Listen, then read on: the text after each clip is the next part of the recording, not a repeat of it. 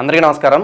ఇవాళ మనతో పాటు ప్రముఖ ఆధ్యాత్మికవేత్త, ఆస్ట్రాలజర్, దత్తాత్రేయ మరియు గణపతి ఉపాసకులు మురళీధర్ శర్మ గారు మనతో ఉన్నారు. గురుగారితో మాట్లాడదాం. గురుగారు నమస్కారం. మహాదేవ శ్రీమాత్రే నమః. గురుగారు, దీపావళి రాబోతుంది. మరి ఈసారి అయితే కాస్త గందరగోళం ఏర్పడిందని చెప్పాలి. పండగ అనేది అక్టోబర్ 31 లేదంటే నవంబర్ 1 అని చెప్పి చాలామందికి సందేహం అయితే ఉంది.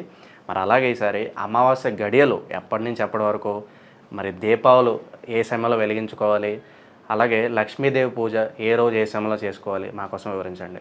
ఎప్పుడైనా కూడా దీపావళి అంటేనే ఎంతో అద్భుతం, మనకు కోలాహలం, ఎక్సలెంట్. అసలు అమ్మవారు జన్మించింది అనేటువంటిది కానీ, లేదా అమ్మవారు మనకు ఒక పుట్టినరోజుగా కూడా మనం చేసుకునేటువంటిది ఈ యొక్క అమావాస్య. ఈ అమావాస్య లక్ష్మీదేవిని ఎంతో మంది కూడా కొలుచుకోవడం వల్ల ధనధాన్యాలు కావచ్చును, స్థితి సంపదలు కావచ్చును, ఎన్నో అద్భుతమైనటువంటి పరిణామాలు పొందుతూ ఉంటారు. కొంతమందికి నోములు కూడా ఉంటవి, దీపావళి నోములు అని చెప్పి. నోములు పడేయకూడదు, చక్కగా కూడా నోములు నోముకునేటువంటి పరిస్థితి. అయితే ఇక్కడ మనకు స్వాతి నక్షత్రముతో కూడి ఉండేటువంటిది కూడా ఉంటే, స్వాతి నక్షత్రంతో ఉంటేనే మనకు ఈ యొక్క నోములు చేసుకునేటువంటి పరిస్థితి.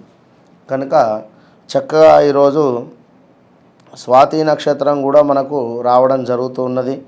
అదేవిధంగా కొత్త నోములు పట్టుకునేటువంటి పరిస్థితి. పాత నోములు ఏమైనా మాకు అంటుముట్టు వచ్చి ఆగిపోయాం, సూతకం వచ్చి ఆగిపోయాం, లాస్ట్ ఇయర్ చేసుకోలేదు అనుకునేటువంటి వారు కానీ, లేదా కొత్తగా నోములు చేసుకునేటువంటి వారు కానీ, నోములు పంచుకునేటువంటి వారు కానీ, ఇలా అందరికీ కూడా ఎంతో శుభంగా ఈరోజు ఉండబోతున్నది మనకు దీపావళి.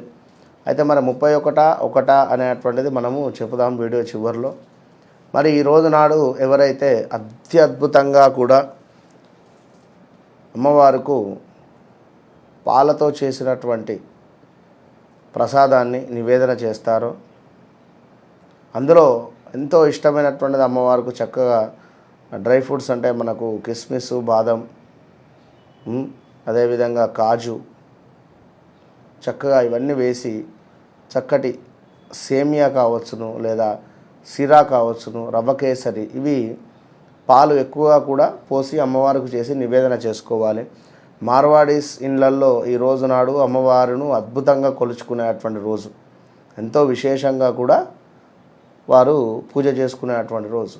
కనుక ఎలాంటి కన్ఫ్యూజ్ లేకుండా 31వ తారీఖు చక్కగా కూడా మనకు సాయంకాలమే అమావాస్య రావడం జరుగుతున్నది. ఇక్కడ 31వ తారీఖు మనకు సుమారుగా కూడా 3:44 ప్రాంతంలోకి అమావాస్య ఎంటర్ అవుతున్నది. ఇక్కడ ఆశ్వాయుజ మాసములో ఉండేటువంటి అమావాస్య ఏదైతే ఉందో అదే దీపావళి ఒకటి.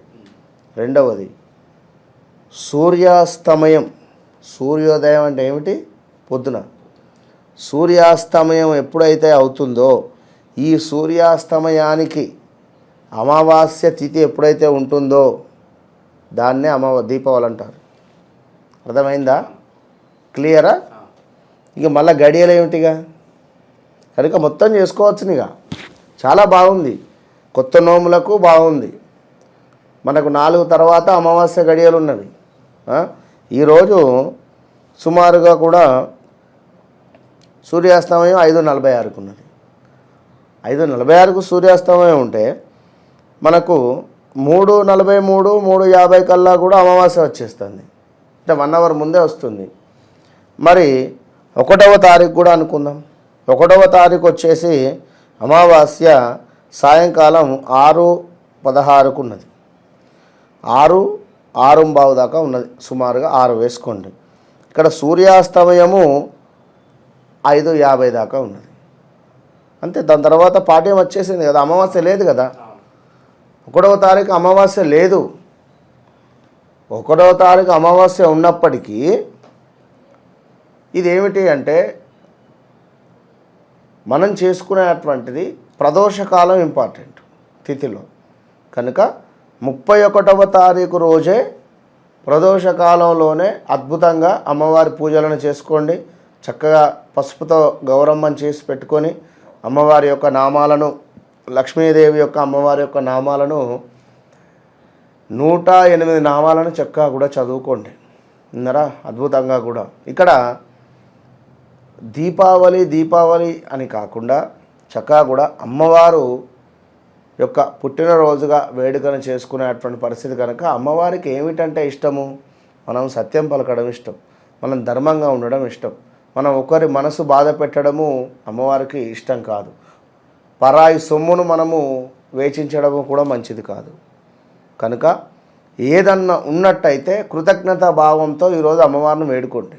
తల్లి, నేను వారి వద్ద డబ్బులు తీసుకొని ఉన్నాను, వాడిని మోసం చేశా, నన్ను క్షమించండి, వారికి నేను ఏదో ఒక గిఫ్ట్ కానీ మరొకటి ఏదైనా ఇస్తా, లేదా ఫలానా విషయంలో నేను ఈ తప్పు చేస్తున్నాను, నన్ను ఒక్కసారి నాకు క్షమాపణ కోరుకుంటున్నాను అని చెప్పి అమ్మవారికి ఈ విధంగా చేయండి.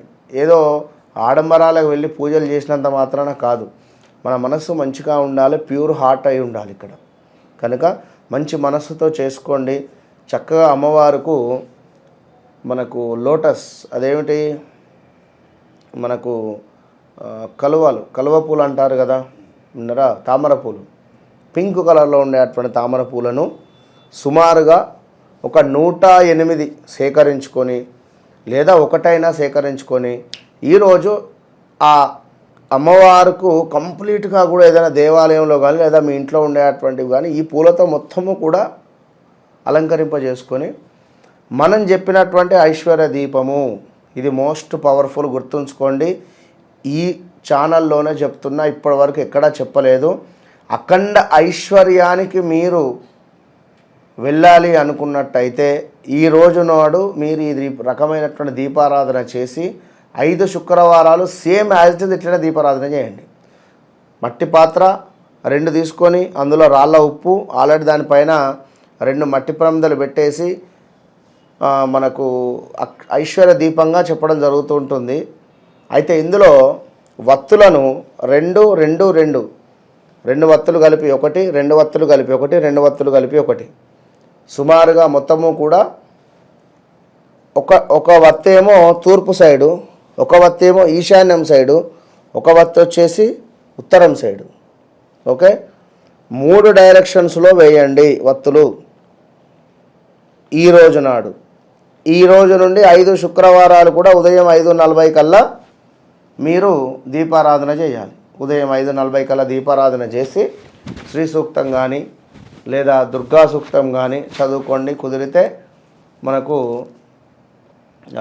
లలితా సహస్రనామాన్ని చదవండి, అద్భుతమైనటువంటి ఫలితం ఉంటుంది. ఈ విధంగా దీపారాధన చేయండి, మంచి ఫలితాన్ని పొందండి ఈ యొక్క దీపావళి పండుగ రోజు. గురుగారు, దీపావళి రోజు పొరపాటును కూడా చేయకూడని పనులు అంటే ఏం చెప్తారు? దీపావళి పండుగ రోజున క్షురకర్మాదులు చేయించడం కానీ, నాన్ వెజ్ తినడం కానీ, ఈ మన మందు లాంటివి కానీ, చిరిగిపోయిన వస్త్రాలు వేసుకోవడం కానీ, ఇంకా ఎవరినైనా హింసించిన, బాధ పెట్టిన సంతోషకరమైనటువంటి పనులు చేయండి. ఇలా పిచ్చి పిచ్చి పనులు చేసి అమ్మవారి యొక్క ఆగ్రహానికి గురి అయి తర్వాత ఏం చేసినా కూడా రాదు. ఎదుటి వ్యక్తి మనసును బాధ పెట్టద్దు, ఏం చేసినా చేయకుండా, అంతే.